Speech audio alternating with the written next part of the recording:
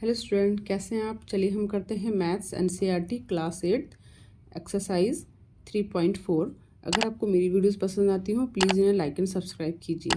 Question number 4, name the quadrilateral whose diagonal, first part है bisect each other. आपको ऐसे quadrilaterals बताने हैं जिनके डायगोनल बाइसेक्ट करते हैं ईच अदर। ठीक है, तो आपको ऐसे ऐसे जो भी क्वाड्रिलेटरल होंगे उनके आपको नाम देने हैं जिनके डायगोनल आप बाइसेक्ट करते हैं। ठीक है, तो फर्स्ट जैसे हो गया हमारे पास स्क्वायर। ठीक है, स्क्वायर भी एक क्वाड्रिलेटरल है जिसके क्या करते हैं डायगोनल आपस में एक दूसरे को बाइसेक्ट करते हैं। ठीक है, नेक्स्ट हो गया आपके पास रेक्टेंगल। रेक्टेंगल के भी क्या होते हैं, जो डायगोनल होते हैं वो बाइसेक्ट करते हैं। ठीक है, ईच अदर बिल्कुल बराबर बराबर पार्ट्स में काटते हैं। ठीक है ना। और जैसे आपके पास हो गया पैरेललोग्राम। पैरेललोग्राम भी आपके पास एक क्वाड्रिलेटरल है जिसके क्या होते हैं, जो डायगोनल है एक दूसरे को इक्वल पार्ट में डिवाइड करते हैं। ठीक है, और आपके पास एक रोम्बस हो गया। ठीक है, रोम्बस भी आपके पास एक क्वाड्रिलेटरल है जिसके क्या होते हैं डायगोनल बाइसेक्ट करते हैं ईच अदर। ठीक है, आपके पास है 3-4 क्वाड्रिलेटरल हो गए जिसके डायगोनल बाइसेक्ट करते हैं। ठीक है, लेकिन जैसे आपके पास ट्रेपेजियम है उसका नहीं करता है, काइट है उसका नहीं करता है। ठीक है, तो जो क्वाड्रिलेटरल है उनके आपका नाम लिखने पड़ेंगे। फर्स्ट हो गया आपके पास नंबर 1 हो गया आपके पास स्क्वायर। ठीक है, सेकंड हो गया आपके पास रेक्टेंगल। थर्ड हो गया आपके पास पैरेललोग्राम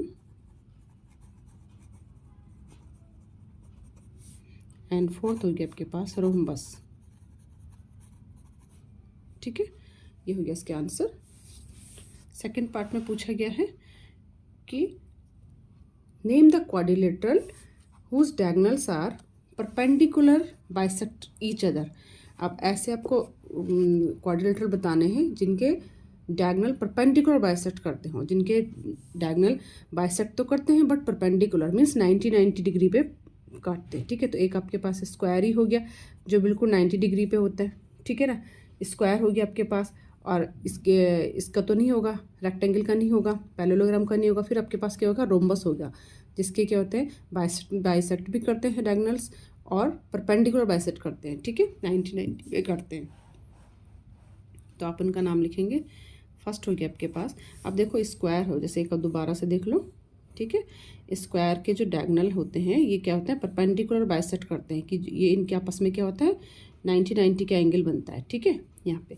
और ऐसे आपका जो रोम्बस होता है वो भी एक स्क्वायर ही होता है। समझ लो स्क्वायर को आपने ये भी आपको से सारी स्क्वायर की प्रॉपर्टी फॉलो करता है। स्क्वायर को अपने ऐसे रखा, इस स्क्वायर को अपने थोड़ा तिरछा कर दिया, ये भी आपको बन गया रोम्बस। तो इसकी जो डायगोनल्स हैं ये भी 90 पे बाइसेक्ट करते हैं परपेंडिकुलर। ठीक है, तो आपके पास हो गए 2 क्वाड्रिलेटरल हो गए आपके पास।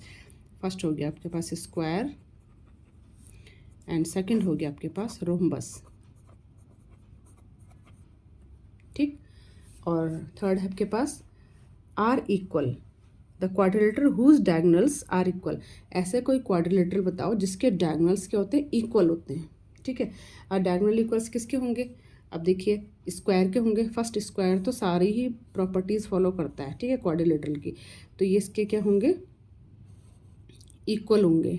ठीक है, इसके डायगोनल क्या होंगे, इक्वल होंगे। जितना A B C and D, A C is equal to होगा आपके पास बी डी।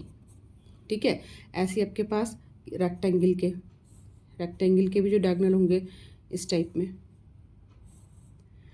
ए बी सी और डी, ये इसमें भी आपका ए सी इज इक्वल टू होगा बी डी। ठीक है, तो इसके डायगोनल्स क्या होते हैं, इक्वल होते हैं। तो आप इसमें आपके 2 क्वाड्रिलेटरल आ गए। फर्स्ट आएगी आपके पास स्क्वायर और सेकंड हो गया आपके पास रेक्टेंगल। ठीक है, ये हो गया आपका क्वेश्चन नंबर 4 कंप्लीट। ठीक है, ओके, वह question number 5, explain why the rectangle is convex quadrilateral. आपको एक्सप्लेन करना है कि रेक्टेंगल कैसे कॉन्वेक्स क्वाड्रिलेटरल होता है। कॉन्वेक्स और कॉनकेव आपने फर्स्ट एक्सरसाइज में पढ़े हैं। ठीक है ना, अब कॉन्वेक्स क्वाड्रिलेटरल कैसे हो सकता है, रेक्टेंगल की शेप ऐसे होती है। ठीक है, उसमें मैंने आपको समझाया था कि कॉन्वेक्स और कॉनकेव कैसे होते हैं क्वाड्रिलेटरल। ठीक है ना, अब ये क्वाड्रिलेटरल है, 4 साइड से इसकी इक्वल है। ठीक है, अब देखिए इसकी जो A B C D 4 sides हैं, ठीक है। ये 4 साइड्स इसके इक्वल है, 4 साइड्स इक्वल हैं। और इसमें देखिए इसके डायगोनल होते हैं ए सी और बी डी, ठीक है। थोड़ा सा तिरछा हो गया, ए सी और बी डी इसका एक डायगोनल है, ठीक है। ए सी और बी डी जो इसके डायगोनल हैं, ये भी क्या करते हैं, इसके जो डायगोनल हैं इसके क्या होते हैं, डायगोनल ना अंदर आते हैं। इसके डायगोनल जो भी आपके पास फिगर है उसके अंदर आपके इंटीरियर पड़ते हैं, ठीक है। तो उसको कॉन्वेक्स कहते हैं, ठीक है। कॉन्वेक्स क्वाड्रिलेटरल वही होते हैं जिसके डायगोनल क्या होते हैं उसके अंदर लाई करते हैं, ठीक है। और जो कॉनकेव होता है क्वाड्रिलेटरल, मीन्स आपके पास जैसे आपको इस टाइप का कोई बन जाता है ये, ठीक है। ये क्या है आपके पास, कॉनकेव है। ये आपके पास कॉनकेव है, ये क्वाड्रिलेटरल तो नहीं बोलेंगे, क्वाड्रिलेटरल आपका चलो ये हो गया, इस शेप का हो जाता है ये वाला, ये हो गया ये, ठीक है। 1 2 3 4 क्वाड्रिलेटरल ये हो गया, ठीक है। ये कॉनकेव होगा। कॉनकेव क्यों होगा, क्योंकि इसका एक डायगोनल अंदर है और एक डायगोनल क्या है, ये बाहर, तो ये कॉनकेव हो जाता है। और कॉन्वेक्स क्वाड्रिलेटरल आपका वही हो सकता है जो आपके, ठीक है, ये आपका रेक्टेंगल ही हो सकता है जिसके क्या होते हैं अंदर डायगोनल लाई करते हैं, रेक्टेंगल। इसको कॉन्वेक्स क्वाड्रिलेटरल इसलिए इसे कॉन्वेक्स क्वाड्रिलेटरल कहते हैं। स्क्वायर भी आपका कॉन्वेक्स क्वाड्रिलेटरल है, ठीक है। जिसके डायगोनल अंदर पड़ेंगे वो कॉन्वेक्स क्वाड्रिलेटरल होंगे आपके पास, चाहे आपके पास पैरेललोग्राम है, चाहे रोम्बस है, या रेक्टेंगल है, या स्क्वायर है, ठीक है। तो आपको यहाँ पे एक्सप्लेन करना था रेक्टेंगल कैसे कॉन्वेक्स क्वाड्रिलेटरल है, बस इसीलिए है, आपको एक पॉइंट लिखना पड़ेगा, ठीक है। ये पॉइंट है इसका, because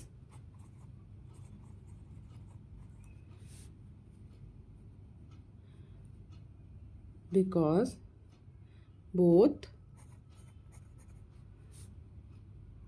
of its diagonals lie in its interior, ठीक है। इसलिए क्या है, ये एक रेक्टेंगल, एक कॉन्वेक्स क्वाड्रिलेटरल है, ठीक है। अब है क्वेश्चन नंबर 6, है क्वेश्चन नंबर 6। क्वेश्चन नंबर 6 में आपको इस टाइप की एक फिगर दी हुई है, ठीक है। क्वेश्चन नंबर 6 में आपको इस टाइप की एक फिगर दी हुई है, उसमें आपको क्वेश्चन लिखा हुआ है, ठीक है। क्वेश्चन उसमें लिखा हुआ है, एक मिनट, अब देखिए क्वेश्चन नंबर 6 है। क्वेश्चन नंबर 6 में लिखा है कि A B C is a right angle triangle, ठीक है। आपको ये इस टाइप का एक फिगर दे रखी है, ठीक है। तो A B C is a right angle triangle, जो आपको ए बी सी दे रखा है, ए बी सी, ये क्या है, एक राइट एंगल ट्रायंगल है, ठीक है ना। ए बी सी एक राइट एंगल ट्रायंगल है, ठीक है। और and O is a mid point, O is a mid point of side opposite to the right angle. अब जो ओ क्या है, कौन सी साइड, ए सी साइड का क्या है, मिड पॉइंट है, जो कि राइट एंगल के अपोजिट में, बी एंगल आपका राइट एंगल होता है 90 degree, B angle right angle के अपोजिट में, राइट एंगल के अपोजिट में जो साइड है ए सी, उसका मिड पॉइंट है ओ, ठीक है ना। Explain why O is a equidistance from A B and C, ठीक है। आपको एक्सप्लेन करना है कि कैसे जो ओ है वो इक्वी डिस्टेंस होगा ए से, बी से एंड सी से, ठीक है। कि ओ इक्वल डिस्टेंस में होगा, means O A, O B और ओ सी, ये क्या होंगे, सारी डिस्टेंस इक्वल होंगी, ठीक है। O is equidistance, O in A B C से इक्वल डिस्टेंस में होगा, means O A, O B, ओ सी सब क्या होगा, इक्वल होगा। यही आपको क्या करना है, प्रूव करना है, ठीक है, ये आपको बताना है, ठीक है। तो चलिए हम बताते हैं। इस टाइप का आपको एक फिगर दी हुई है जो हमने बना रखी है, ठीक है। हाँ, इसमें क्वेश्चन में डॉटेड में लिखा हुआ है कि dotted lines are drawn additionally to help you, ठीक है। जो डॉटेड लाइन बना रखी है ये क्या है, एडिशनली आपको आपके हेल्प के लिए बना रखा है कि इसके डॉट डॉट करके एक रेक्टेंगल बनेंगे ना, इसके हेल्प से आप इसको प्रूव करिए कि ओ इक्वी डिस्टेंस है ए फ्रॉम ए बी सी से, ठीक है, इक्वल डिस्टेंस में। ठीक है, तो चलिए हम इसे प्रूव करते हैं। सबसे पहले हम लिखेंगे कि in a rectangle A B C D, in rectangle A B C D, जो आपके ए बी सी डी एक रेक्टेंगल दे रखा है, ठीक है ना, equal and bisect diagonal of rectangle each other. देखो इसमें जो इसके रेक्टेंगल के जो डायगोनल होते हैं कि इक्वल होते हैं और बाइसेक्ट करते हैं ईच अदर, ठीक है ना।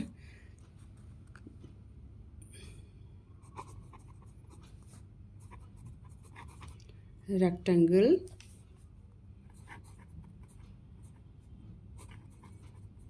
diagonals are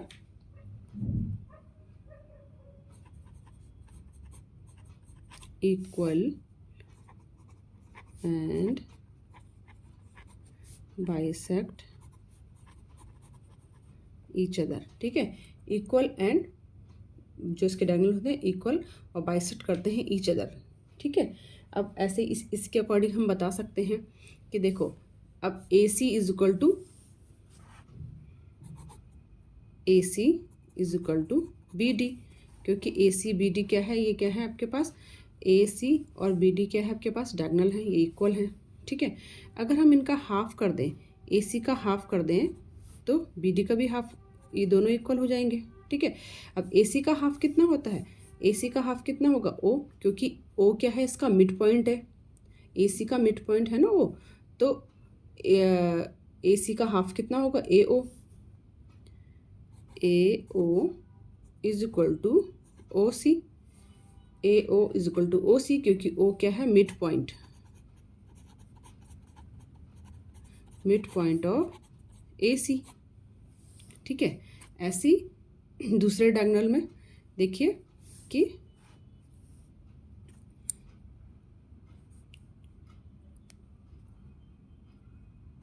B O is equal to O D, ये भी सेम चीज़ है कि मिड पॉइंट ऑफ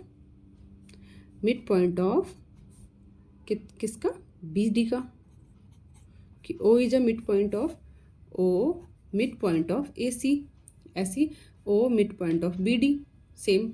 ठीक है ना, तो अब ये क्या हो जाएंगे, सारे आपस में इक्वल हो जाएंगे, नहीं हो जाएंगे।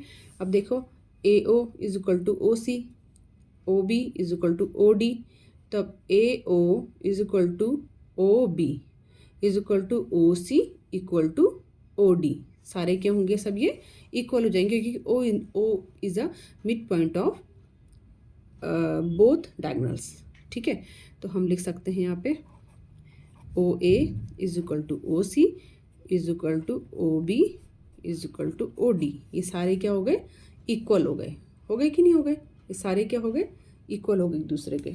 ठीक है, तो अब हम इसे ये हमारे पास प्रूव हो गया कि ये सारे पॉइंट्स क्या होंगे, एक दूसरे के इक्वल हो जाएंगे।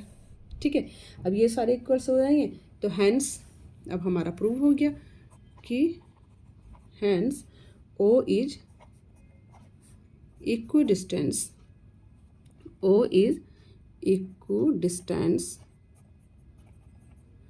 फ्रॉम